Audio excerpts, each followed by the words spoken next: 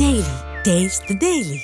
தொடர் விடுமுறை மற்றும் ஆடி கிருத்திகை நாளையொட்டி ராமேஸ்வரத்தில் குவிந்த பக்தர்கள் அக்னி தீர்த்த கடலில் புனித நீராடி ராமநாத சுவாமி கோயிலில் சாமி தரிசனம் செய்து வருகின்றனர். இது தொடர்பான முழு விவரங்களோடு இணைகிறார் எமது செய்தியாளர் பூபேஷ். வணக்கம். எழும்புவரம்.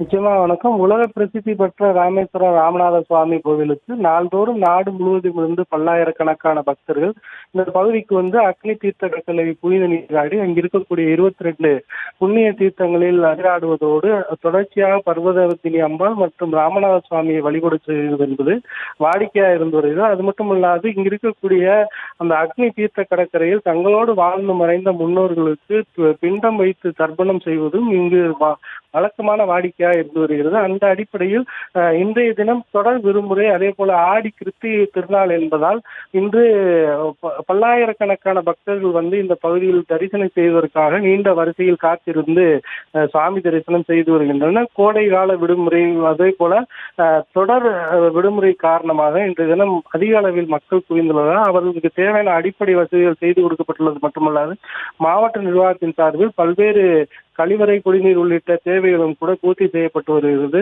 தொடர் விடுமுறை காரணமாக பிரசித்தி பெற்ற சுற்றுலா தலம், ஆன்மீக தலமான ராமேஸ்வரம் ராமநாத சுவாமி கோவிலில் காலை முதலே பல்லாயிரக்கணக்கான பக்தர்கள் நீண்ட வரிசையில் காத்திருந்து தரிசனம் செய்து வருகின்றனர் என்பது குறிப்பிடத்தக்கது.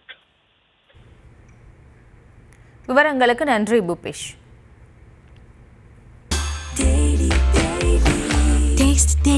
Taste the Daily.